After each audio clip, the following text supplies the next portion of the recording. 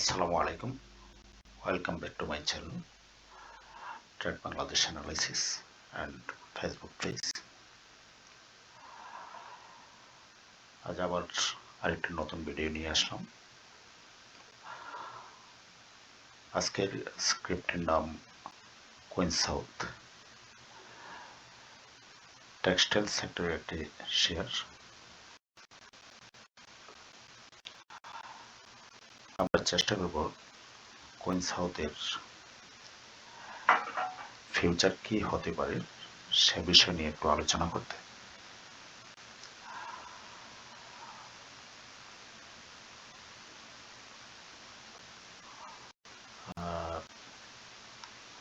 Recently Queen South শেয়ারটি higher high করেছিল 36.7 থেকে কারেকশন হয়ে নেমেছিল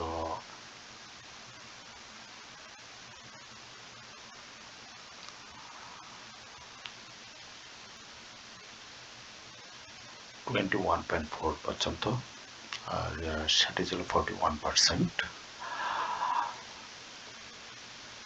বর্তমানে অনেকটা বলা যায় আপ ট্রেন্ডের দিকে আছে।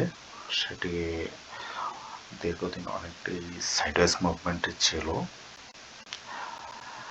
সেক্ষেত্রে শেয়ারের প্রাইস 22 থেকে 25 বা 26 পর্যন্ত ওঠানামা করত। বর্তমানে শেয়ারটি ট্রেন্ড চেঞ্জ করেছে, ট্রেন্ড চেঞ্জ করে আপ ট্রেন্ডের মুভমেন্টে আছে। আর সেই মুভমেন্টটি অনেকটাই ফিউচার ভালো করার মতো একটা ইঙ্গিত দিচ্ছে। অ্যাসেন্ডিং প্যারালাল চ্যানেল মেনটেন করে শেয়ারটির price day by day up হচ্ছে। বর্তমান যে প্রাইস আছে সেটি কারেকশন প্রাইস, এবং এই কারেকশনটা হয়তো আর একদিন বা 2 দিন হতে পারে। সেক্ষেত্রে প্রাইস লেভেল চলে আসতে পারে 26.2 অথবা 25.5 বা 25.6 পর্যন্ত নামতে পারে। তো যদি এই চ্যানেলটা মেনটেন করে তাহলে 26.3 থেকে ব্যাক করতে পারে। সেক্ষেত্রে যদি এই চ্যানেলটাকে মেনটেন না করে চ্যানেলের বাইরে কিছুটা বের হয়ে যায় তাহলে 25.5 আসতে পারে। এবং 25.5 আসার পর সেটি SMA 50-তে সাপোর্ট নেবে। SMA 50-তে সাপোর্ট নেওয়ার পর আবার প্রাইস বাউন্স করবে। প্রাইস বাউন্স করে সেটি পরবর্তী টার্গেট প্রাইস 30-তে এফেক্ট করতে পারে। আমরা আরেকটু দেখে নিতে পারি সেটির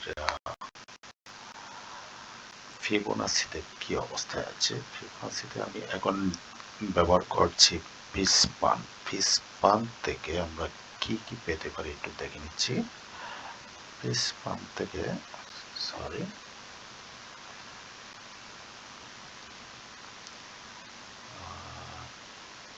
ফিসপান থেকে আমরা যে প্রেডিকশন পেতে পারি সেটি হচ্ছে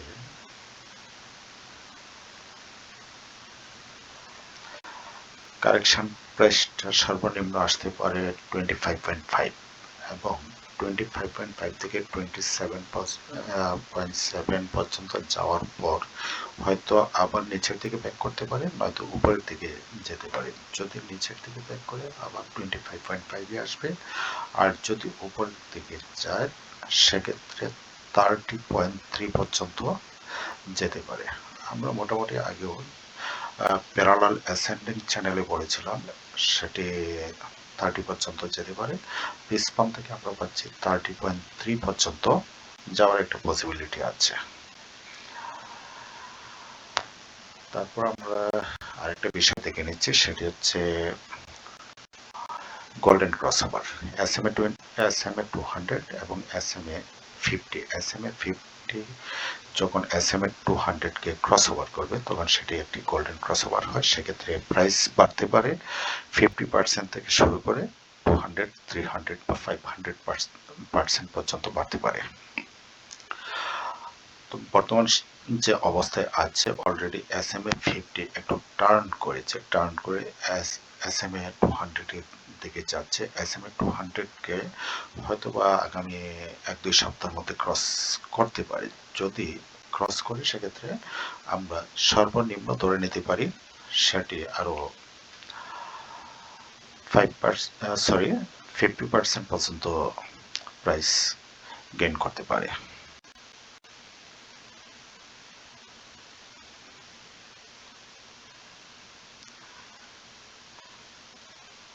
আমরা যদি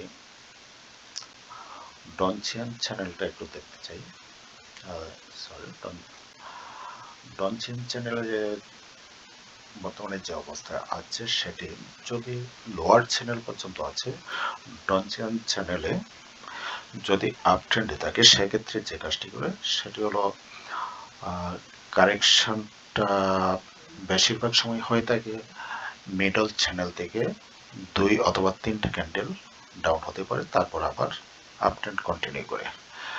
তো গতকালকের বাজারে একটি চ্যানেল মিডল চ্যানেল থেকে একটি ক্যান্ডেল ডাউন হয়েছিল, আর এখন যদি আজকে আরো একটি ক্যান্ডেল ডাউন হয়ে লোয়ার চ্যানেল টাচ করে, তাহলে ধরে নিতে হবে যে এখান থেকে আবার সেটি প্রাইস বাউন্স করবে। আর যদি লোয়ার চ্যানেল আজকে টাচ করতে না পারে, আগামী দিন আরেকটা ক্যান্ডেল দিয়ে লোয়ার চ্যানেল টাচ করবে, টাচ করার পর আবার আপ ট্রেন্ড শুরু করবে। সেক্ষেত্রেও 25.5 লোয়ার চ্যানেলটি 25.5 প্রাইস লেভেলে অবস্থান করছে।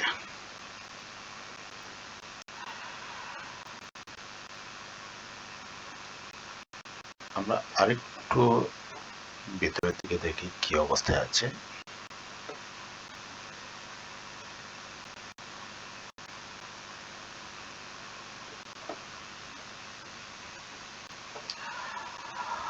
ভোর্টেক্স ইন্ডিকেটরের বেলায় যে বিষয়টা আমরা বেশিরভাগ লক্ষ্য করে থাকি সেটি হলো জিরো লাইন বরাবর এসে এখানে দুটি ভোর্টেক্স লাইন আছে। ভোর্টেক্স ইন্ডিকেটর বিআই পজিটিভ এবং বিআই নেগেটিভ। বিআই পজিটিভ যে লাইনটি সেটি হলো ব্লু কালার, বিআই নেগেটিভ লাইনটি রেড কালার।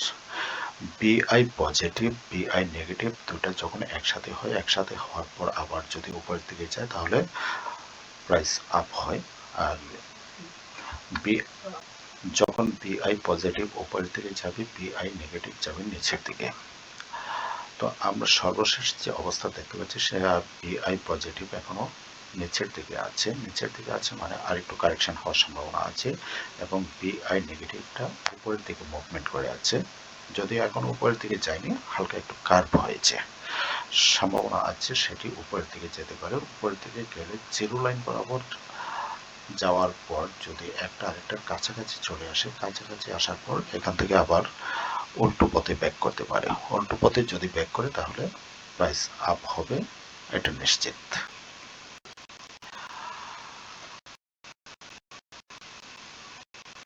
আমরা মানি ফ্লোটা একটু দেখেছি। মানি ফ্লোটা সাধারণত 55 প্রাইস 55 ভ্যালু থেকে আমরা কাউন্ট করে থাকি। যদিও নর্মালি মানি ফ্লো আরো নিচ থেকে করা হয়, আমরা আপ ট্রেন্ডের ক্ষেত্রে 55 ভ্যালু থেকে ধরে থাকি। বর্তমানে আছে 65.19, সেটি আরেকটু কারেকশন হওয়ার চান্স আছে। আরেকটু কারেকশন হওয়ার পর আপ ট্রেন্ডে যেতে পারে।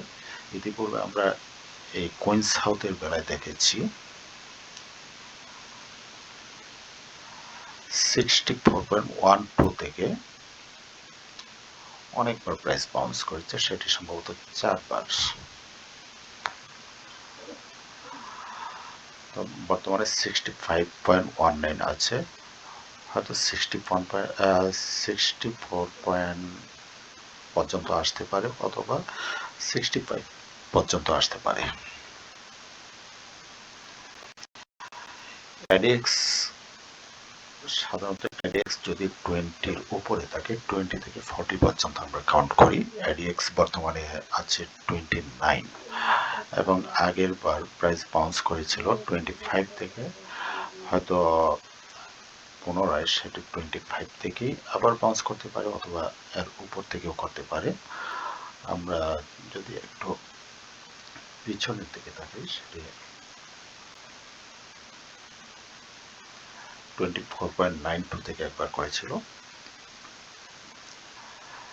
তো অ্যাডেক্সটা কিছুটা নিচে নামার সম্ভাবনা আছে।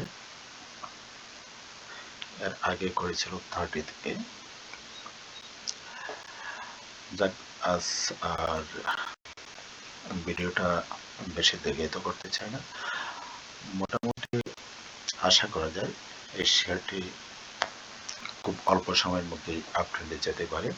আর সবচেয়ে লক্ষণীয় বিষয় হলো এই শেয়ারটি অচিরেই হয়তো একটি কাপ প্যাটার্ন তৈরি করতে যাচ্ছে, আর সেটি অলরেডি রাউন্ডিং বটম তৈরি করেছে। রাউন্ডিং বটমের পরই কাপ প্যাটার্ন তৈরি করার সম্ভাবনা বেশি থাকে।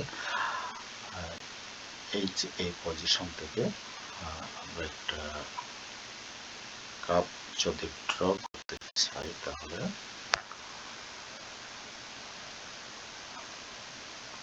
এই অনেকটা এই ধরনের হতে পারে।